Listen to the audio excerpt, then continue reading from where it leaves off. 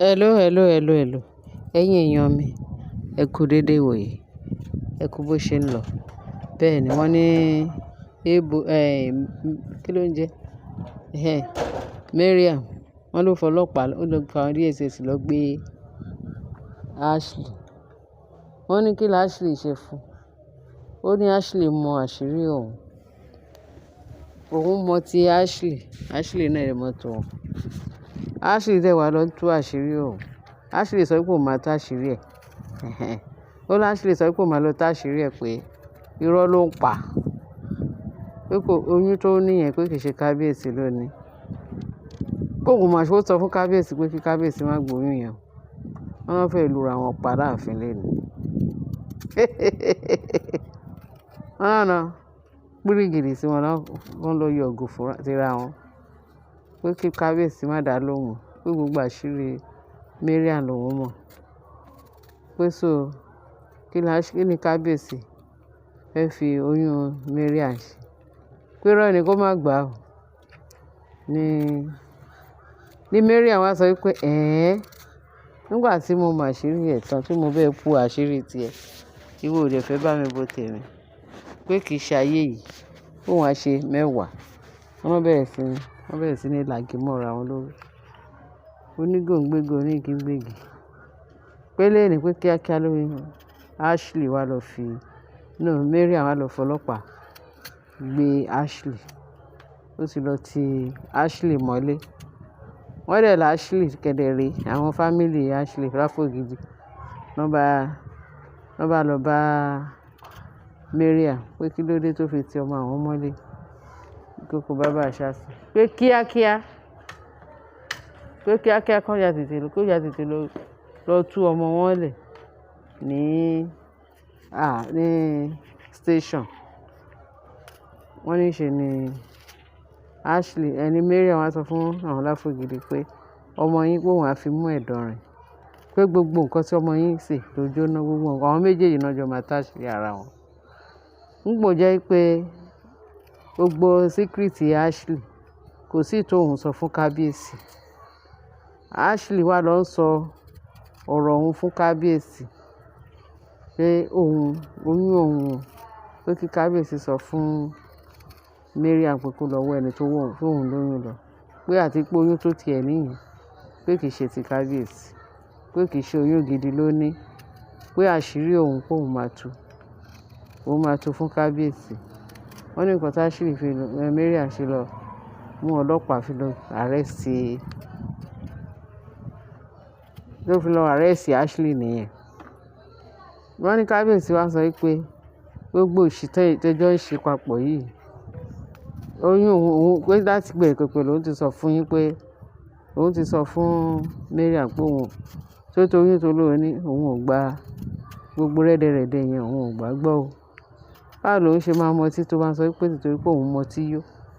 Torí náà òun ò wá mọ̀gbà tó òun fún wa lóyún.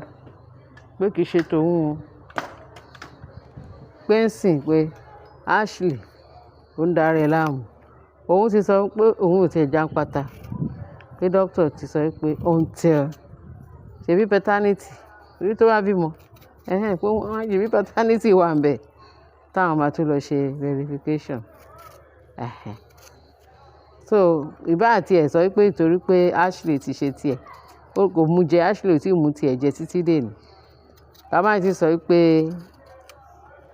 Tóbi ò tí ì mú tiẹ̀ jẹ títí dèní lórí àwọn ìbejì. Òun náà sọ wípé kí ló wà ń bẹ̀ tí ó ti bẹ̀ kúrò. Ṣebí Ashley ti ṣe tiẹ̀. Òun náà máa ṣe tòun. Ṣebí ìyá ìbejì náà ṣe tiẹ̀. Gbogbo wọn fẹ́ wá máa da kábíyèsí láàmú pẹ̀lú ọmọ àlè láti ìta. Àwọn alálẹ̀ ò ní gbà fún wọn. Jésù Kristi ò ní gbà fún wọn. Despite pé nǹkan tá a ṣe ń bá wọn pé àwọn alálẹ̀ yẹn ni pé nǹkan tó ń believe. Níbo ni wọ́n fi ti Ògúnjà ayé àbí Ògúnjà rẹ̀ sí. Nígbà gbogbo wọn bá bẹ̀rẹ̀ tí gbogbo wọn sọ in fact Naomi máa yọ ayọ̀ ṣẹ́gun lórí wọn. Ó ní ń sìn yìí wọ́n ní kó má wulẹ̀ bá ara wọn jà. Pé wọ́n kàn máa fúnra wọn náà máa fúnra wọn lóògùn jẹ. Ǹjọ́ tán àbókù. Ṣé àwọn ara wọn kọ́nà wá lura wọn? Wọ́n fẹ́ lura wọn pa. wọn ì tí ì dá kan mọ̀ pé Naomi ti jáwé ó máa jáwé orí borí mọ́ wọn lórí ń bẹ̀ yẹn.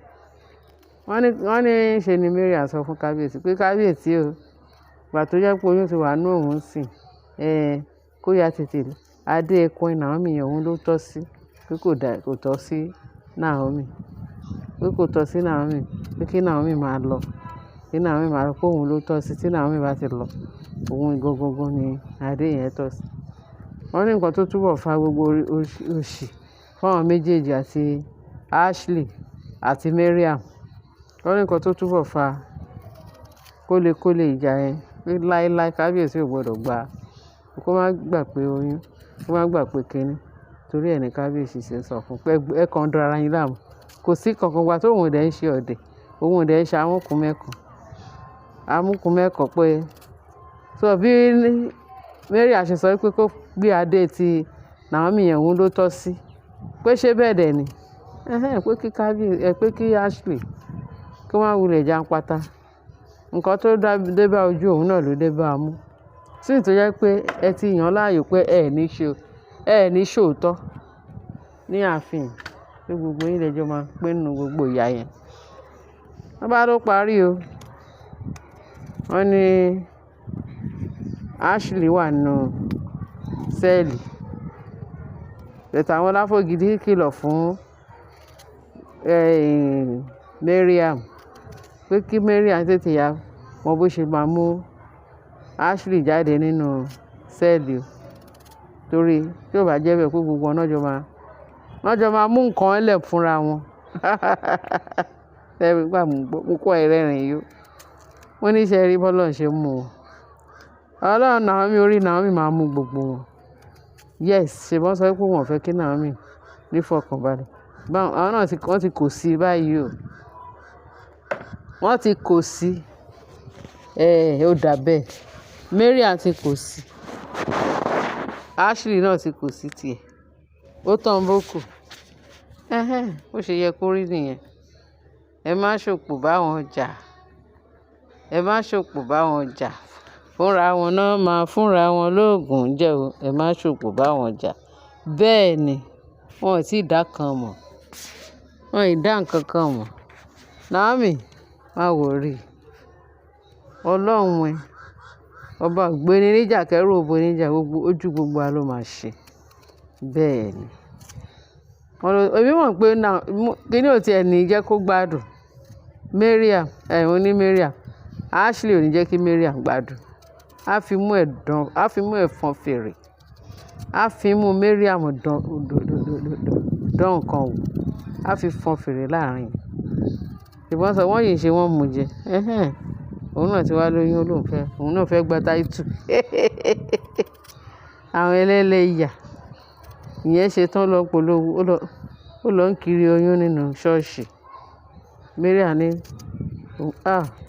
I'm very sorry àṣé nǹkan téèyàn ń fi ọ̀nà èrú ó fẹ́ fi ṣe àṣé ọ̀nà wọn máa ń dàrú bó dẹ̀ ti ń gbọ́rú ẹ̀ téèyàn máa lọ sínú congregation tó máa lọ polówó pé ẹ̀yin ará mi o oyún lòun ní ìyòṣẹ́mẹ́ntò ní kí ni ba lè ṣe torí ogún ológun ogún tadé ní káwò ogún Naomi ọlọ́run ti jù wọ́n lọ níbo náà ti fẹ́ bẹ̀rẹ̀ tí àwọn pípù yìí ni mo rí ogun ojúkorojú ìjà ojúkorojú kíní kí ló ń jẹ owú jíjẹ tó jẹ́ pé ó ń jowú afọ́jú pé àwọn fẹ́ ṣe gbà àwọn fẹ́ ṣàwò ẹ̀mí mímọ́ kó dìde nínú agbára yín kó wá ràn Naomi lọ́wọ́ orúkọ Jésù ẹ̀yin èèyàn mi tó ga o mo ní kí n sáré gbélé wá sétí gbọ́ wà o kẹ́ bá mi share kẹ́ bá mi like kẹ́ dẹ̀ bá mi subscribe ẹ rí i pé ọ̀rọ̀ yẹn ó dàbí kàyéfì ọ̀rọ̀ rádaràda ọ̀rọ̀ òpònú ọ̀rọ̀ àwọn aṣiwèrè wọ́n sọ jáde ní gbogbo nǹkan aṣiwèrè náà ṣe káàkiri. Ẹ̀yin máa gbọ́ mi, ẹ gbọ́ wìnrìnwìnrìn wọ́n ṣe ń ṣe ẹlẹ́yà láàfin kábíyèsí. Wọ́n lé wọn wọ́n ní wọn lọ. Mariam yìí kan náà tọ́tọ́ pọ́ ti jáwèé fún pé kó máa lọ. In fact, àṣírí wọn máa tú. Ẹ máa gbọ́ bó ṣe ń lọ. Ẹ ṣé ẹ̀yin èèyàn mi. Ẹ bá mi share, ẹ bá mi like, kẹ́ dẹ̀ bá mi subscribe. Later o.